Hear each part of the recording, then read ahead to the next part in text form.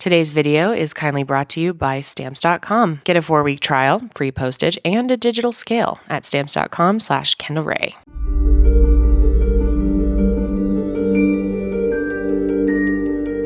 Hello, everyone, and welcome back. So happy to have you here. If you are new, then welcome. My cat Meatball is joining us today.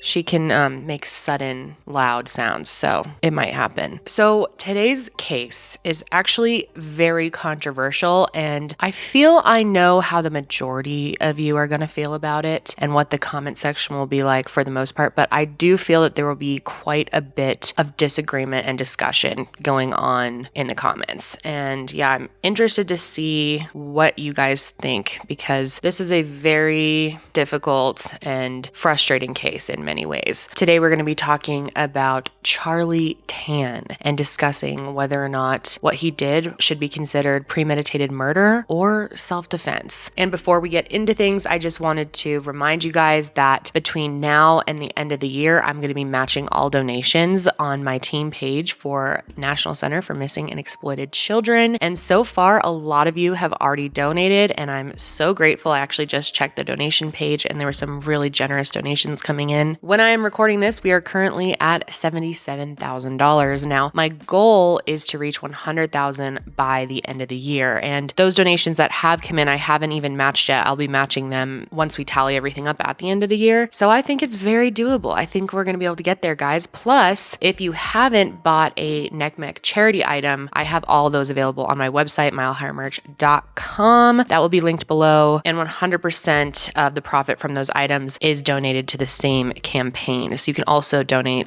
that way. I am really excited about this campaign and fundraising for NECMEC. They are such a deserving, amazing organization who does really incredible work. I'm constantly talking about them in my videos and everything that they do. They do so much more than people even realize. Their team is amazing, and they've expressed such gratitude about the fundraising we're doing here. So truly, thank you to everyone who has participated in this campaign so far. I'm really excited to see if we can get to 100,000 by the end of the year. I'm feeling pretty confident about it. I think we can do it, guys. And again, our fundraising page is linked below. If you would like to make a direct donation, you can do it there, and that's how I'm tracking to be able to match. All right, let's get into this one, you guys. Buckle up.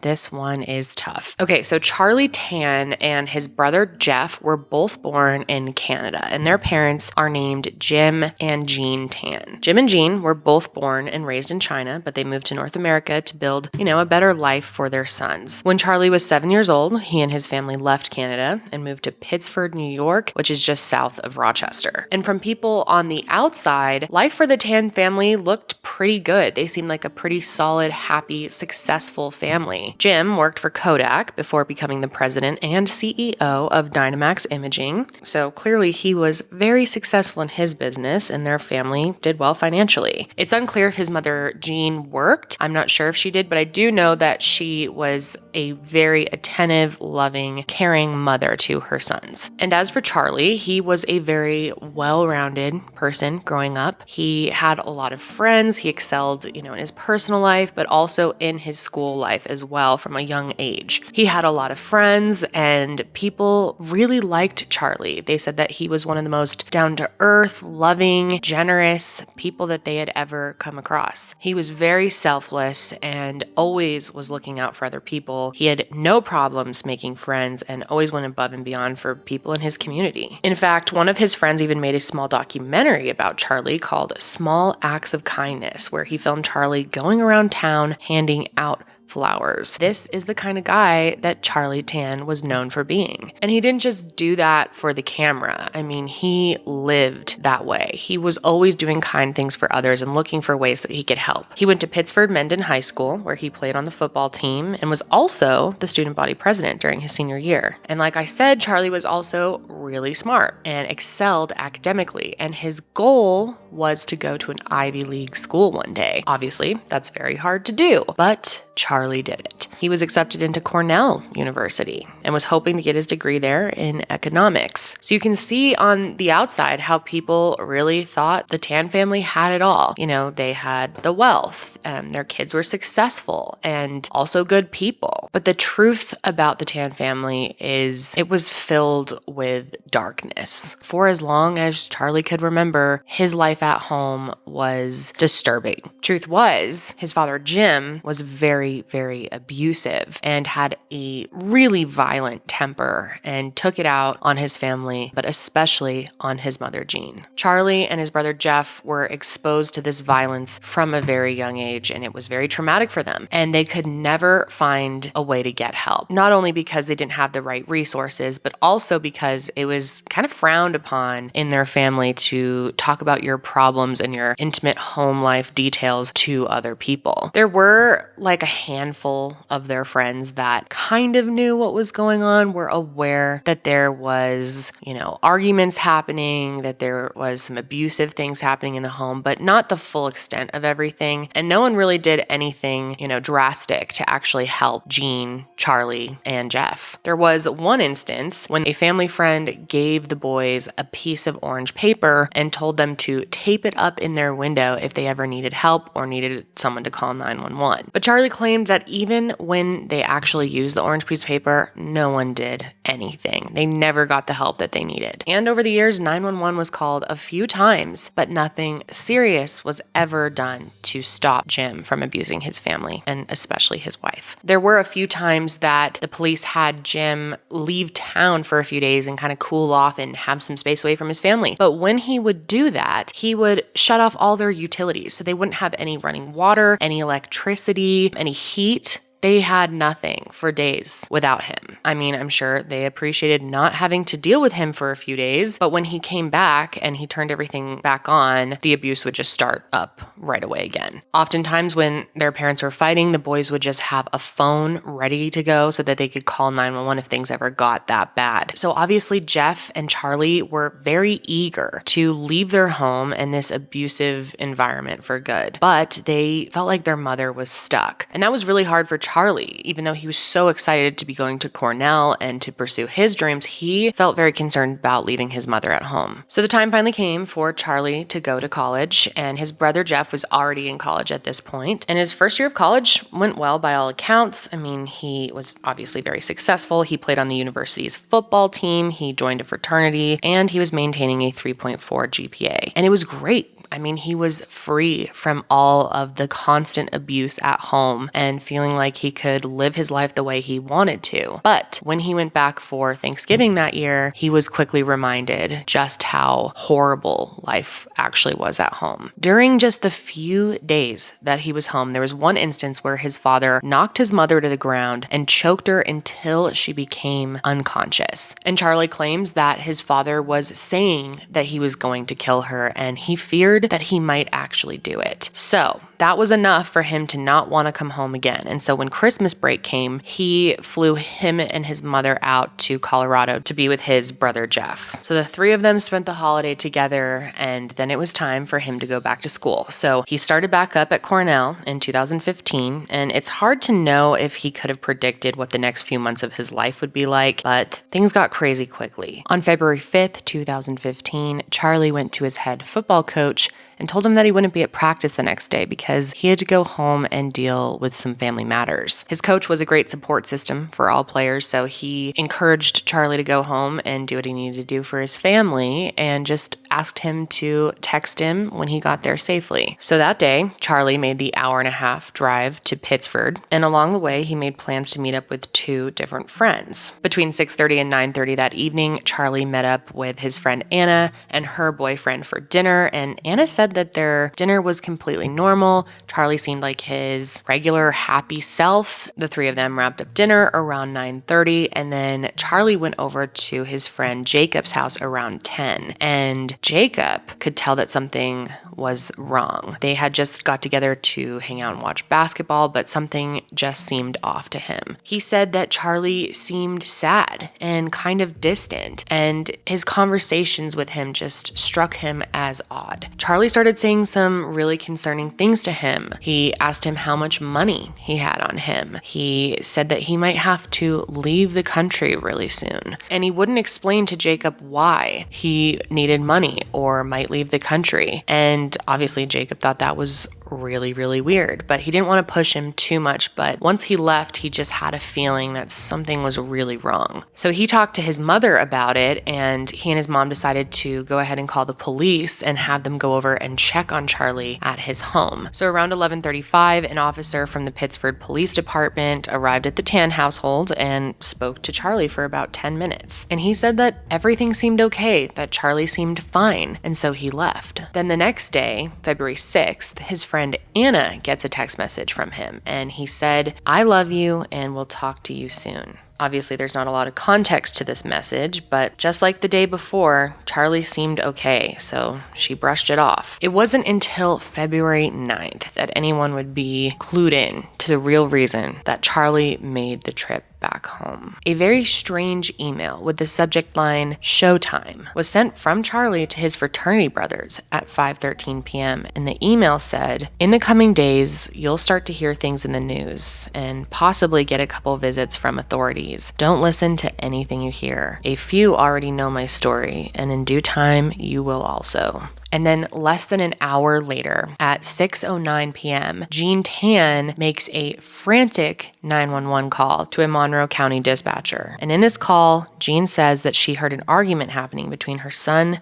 and her husband, followed by a series of gunshots. And she told the dispatcher that she doesn't know where the gun was, and they tell her to go ahead and wait for deputies outside of their home. And when police arrived at their house, 37 Coachside Lane, Jean and Charlie were both just waiting outside. And right away, when they got there, Charlie said to them, "I had to do it. He was going to kill my mom." And obviously this statement or confession ends up being a crucial part of this case. And before officers even went inside, Charlie told them that they could find his father's body in his office and that the shotgun was in the garage. Jean echoed everything that Charlie had said, and therefore Charlie was arrested on charges of second-degree murder. So with Charlie now in custody, investigators from the Monroe County Sheriff's Department began to process the crime scene, and almost immediately they realized something was off. As they were spending time around Jim's body processing the scene, they started to realize that there was a strong and unmistakable smell of decay that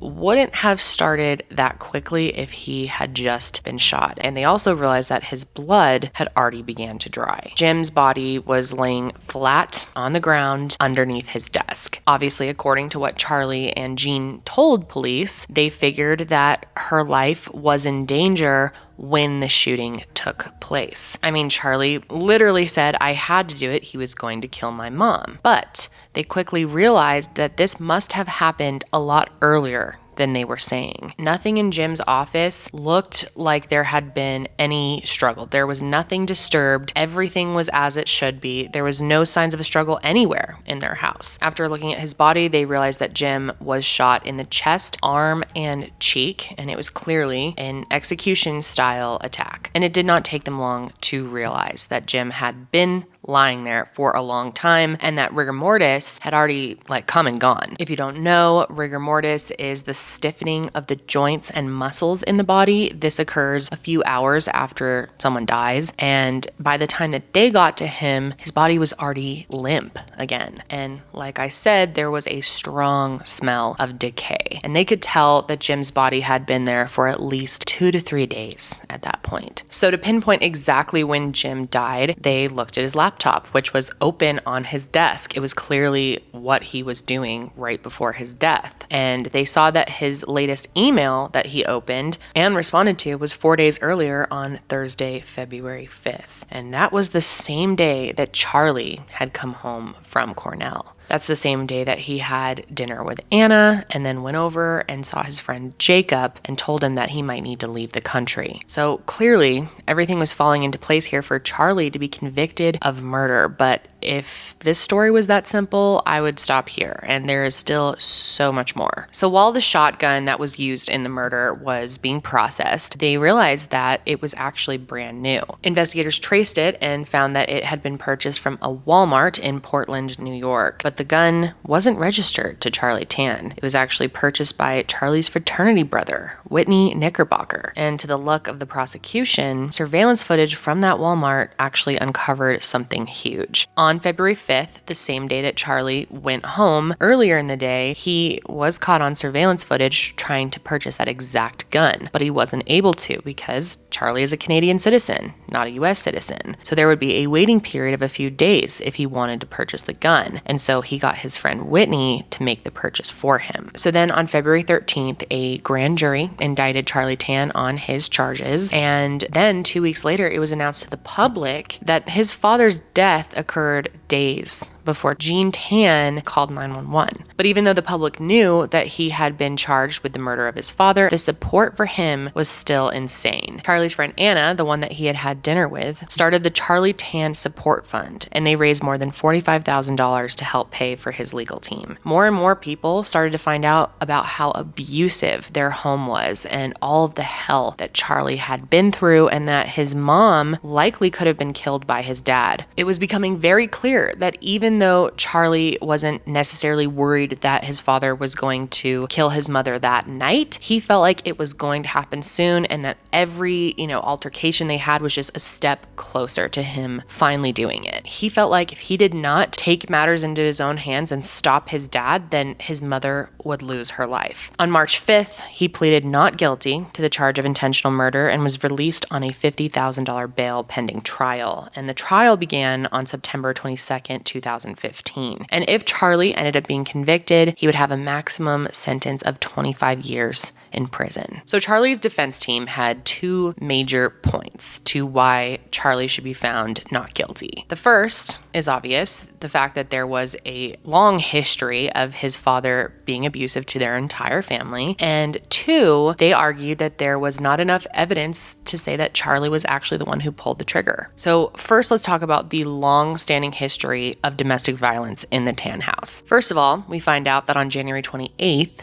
just a week before Jim was shot, it turns out that Jean had made a frantic call to 911 sobbing because her husband had just choked her unconscious. She's extremely upset and scared talking to this dispatcher. She tells the dispatcher that she's scared and that she wants protection and that she needs an ambulance. But this call was dropped mid-conversation, and when the dispatcher calls back, Jim answered the phone. And you can hear him apologizing to the dispatcher, saying sorry about that several times, but then you can also hear Jean in the background screaming and saying, "I almost died." So an officer was sent to their house, but by the time the officer arrived, Jim was able to convince Jean, probably by scaring her, to not press charges. So nothing was done. The officer did give her a card with a phone number on it and information about how to get an order of protection. And this 911 call was just one out of 18 domestic violence calls that the Monroe County Sheriff's Department received from the Tan household from 2003 to 2015. So it was really no wonder why Charlie thought his father was eventually going to kill his mother. He also received an email from his father on Christmas Eve the year prior, which stated, "Sometimes I really want to kill her." Now, circling back here, the second thing that I mentioned the defense relied really heavily on was the fact that there was insufficient evidence to prove that Charlie was the one who pulled the trigger beyond a reasonable doubt. They argued that even though he told the officers, "I did it, I had to because he was going to kill my mother," they argued that the word "it" does not suffice as an admission of guilt. They argued that, if anything, it could mean covering up for his mother, who, the defense argues, had more motive to kill Jim than Charlie did. And I know it sounds kind of backwards, but the defense pointing the finger at Jean actually made a lot of sense and was a good tactic. She was the victim of the abuse all those years, and DNA evidence from the scene didn't fully incriminate Charlie. And at the end of the day, it's about proving beyond a reasonable doubt. And the more that they introduce the idea that Jean could have done this, the more reasonable doubt there is. So the gun, the shell casings, and the ammunition inside the gun were all tested for DNA. And there were 3 sets of DNA found on the shotgun itself, and none of them belonged to Charlie. And the only thing that really linked Charlie to the weapon was one fingerprint found on the ammunition inside of the shotgun. And so the defense argued that maybe Charlie was just the one who loaded the gun and wasn't the one who actually pulled the trigger. And during the trial, they also had several character witnesses get up there and talk about the type of person that Charlie was. Charlie was a beloved member of the community who had no history of violence and tons of history of being an incredible person. And the support for him is obviously unusual in a homicide trial, but people knew that he was just doing what he had to do to protect his mother. But obviously the prosecution was ready to put up a fight and try to get him convicted. And not only did they believe that Charlie was the shooter, but they argued that he acted with intent. And among many of their arguments, the prosecutors referenced Charlie's email, the crime scene, his preliminary admission of guilt, standing outside of his house that night, the Walmart surveillance footage, and his actions in the days following the murder. They argued that the email that Charlie sent his fraternity brothers, titled Showtime, was a clear indication of his intent to kill. They said, why would he tell them that they might be hearing things in the news and possibly have to meet with authorities if he didn't know something was about to happen? And obviously they argued that the crime scene itself showed no signs of a struggle, so clearly Charlie ambushed his father. They said if Charlie was really defending himself or his mother, the crime scene would have showed that. And then, like I mentioned earlier, him saying I had to do it outside of his house to the officers was a huge admission of guilt. And even though the defense said that it was an insufficient admission of guilt, did in fact indicate that he was the killer and should be taken at face value. Next, obviously, they brought up the surveillance footage that shows the gun being purchased just hours before Jim was murdered. And if this doesn't show intent, then they, weren't really sure what did. And they also argued that Charlie and his mother attempted to leave the country. It was believed that on February 6th, a day after Jim was likely killed, Charlie and his mother went to Canada in order to try and avoid being arrested. Now, they obviously didn't actually flee the country, but the act of trying doesn't look good on their part. So closing arguments wrapped up on September 29th and jury deliberation began. And people were expecting it to take a little while, but 5 days into deliberation, the jury came to the judge and said that they were deadlocked and could not come to an agreement. The judge had them try to go back and come to an agreement, but even after 8 total days of deliberation, they were still completely deadlocked. So the judge announced on October 8th that this was a mistrial. And when I tell you that this shocked everyone, I mean everyone, even jury members. They were tracked down and asked what they thought of the judge's decision, and they were actually pretty upset. I had no words.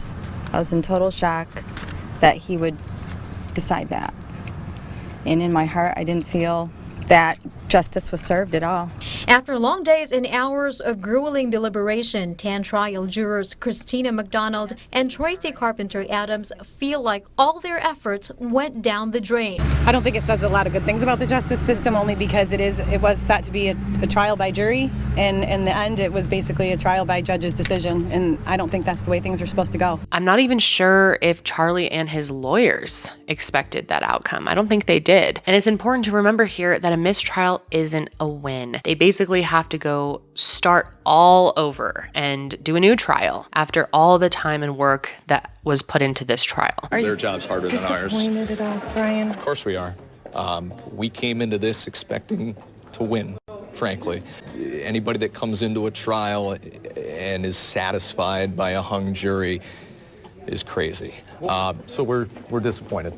The prosecution was just as disappointed, and they said they were going to work hard to get their conviction the next time around. Prosecutors say they'll do more in their next trial to prove their case, but they say Charlie Tan will be tried on the same intentional murder charge. I think when you shotgun somebody 3 times, there is no value in a lesser charge. So Charlie's next hearing took place on November 5th, 2015. This hearing was supposed to determine the next steps that would be taken before trial, but instead, the judge made another shocking and honestly completely unexpected statement. The judge ended up dismissing the trial altogether. They said that there was not enough evidence to justify a new trial, and so Charlie was a free man. An elated Charlie Tan emerged from the courtroom ready to speak publicly for the first time before being ushered away by his attorneys. His friends left the courtroom in tears. It was anticipated that at today's hearing, Judge James Papiano would schedule a date for a retrial after the first one ended in a hung jury.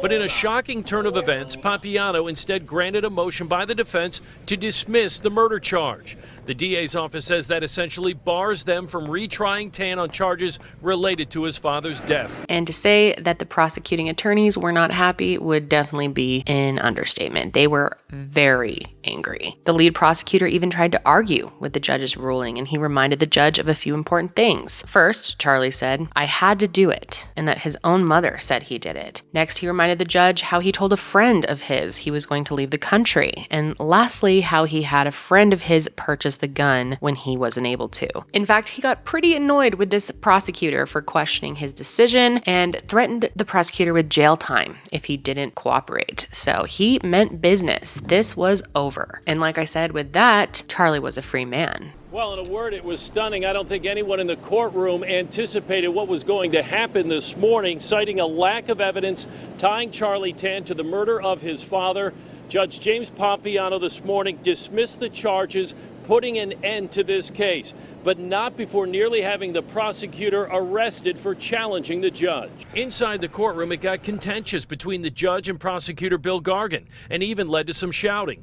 Gargan interrupted the judge at one point while he was in the middle of his ruling, and Papiano threatened to have him handcuffed and taken out of the courtroom if he didn't stop talking. When given a chance to speak, Gargan accused the judge of having amnesia about the evidence, where Charlie Tan told an investigator he, quote, had to do it. He was going to kill my mother.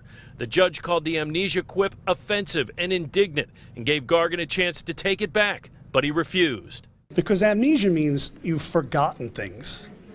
And when it appeared that the court had not utilized other evidence in the record, I wanted to point that out. Personally, I wish that this case wrapped up there, but unfortunately there is more to this story. In March of 2017, a court of appeals met in regards to the decision to dismiss the case, and it was ultimately determined that the judge's decision was not accurate based on the law, and because of double jeopardy laws, nothing could be done to change it. Charlie could never be charged with the murder of his father again. And for the next 2 years, Charlie was a free man, and he attempted to move on with his life the best he could. And things were going really great for Charlie, and I'll explain a little bit more about what he did in this time later, but the prosecuting attorneys just could not let this go. And on September 22nd, 2017, just as Charlie was returning to the United States from Canada, he was arrested on 3 new charges, including 1 count of receiving a firearm with intent to commit an offense and 2 counts of making false statements during the purchase of a firearm. And obviously, these charges are based on the Walmart surveillance footage showing that Charlie attempted to buy the gun, and when he couldn't, he had his friend Whitney do it. Now, Whitney, on the other hand, was not charged with conspiracy because he took a deal, but this surveillance footage was kind of the prosecution's smoking gun. So Charlie ultimately ended up pleading guilty to these charges in federal court on June 22nd, 2018.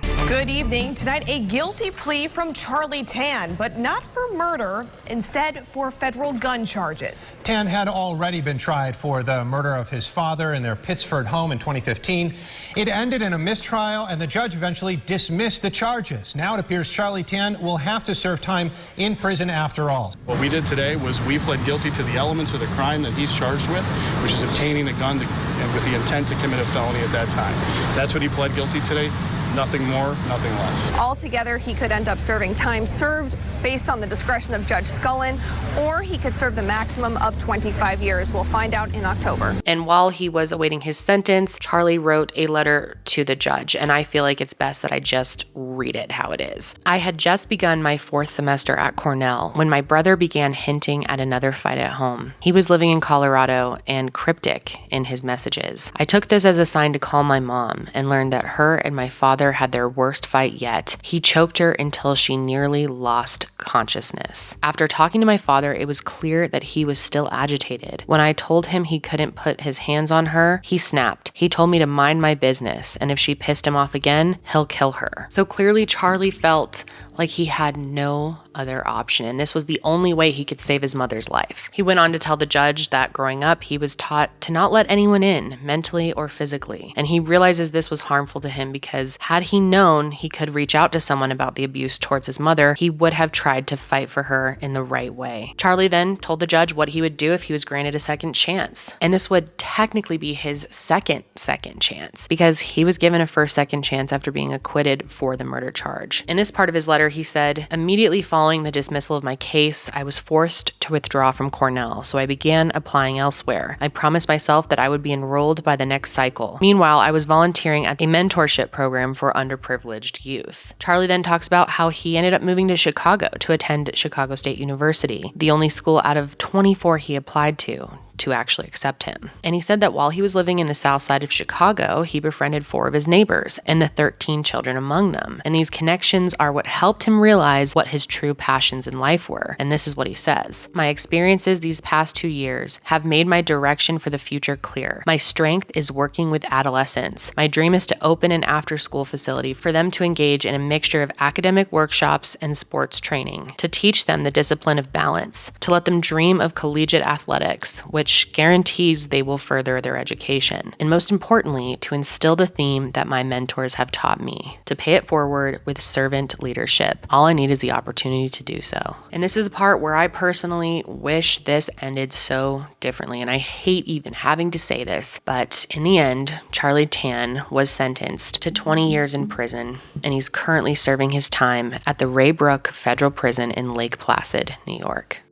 Good evening, everyone. That breaking news out of Syracuse tonight, where Pittsford man Charlie Tan has been sentenced to 20 years in prison. That's right. Tan was sentenced in federal court on 3 gun charges related to the illegal purchase of a weapon, which prosecutors say was used to kill his father. In November of 2019, Charlie publicly admitted guilt to the murder of his father. And Charlie explained everything in an affidavit. He said that after finding out about the incident on January 28th, he was determined to save his mother by any means necessary. And after jumping through hoops to obtain a shotgun, Charlie says that he went into their house, through the back door, went straight up the stairs into his father's office, and shot him 3 times. He admitted that he then told his mother to pack up her belongings because the 2 of them were headed to Canada. But that night on the 5th that they started to pack up their things, the officer that Jacob had called for a wellness check showed up. Charlie said he remembered trying to act as calm as he could. Meanwhile, he knew that his father was dead on the office floor inside. After the officer left, he and his mother drove to Toronto, and from there they made a plan to get travel visas and head to Shanghai. He said that they got their travel visas on February 9th, and they were going to go, but suddenly Charlie had a change of heart, and he felt like they would be leaving his brother Jeff behind, and he just couldn't do it. And at that point,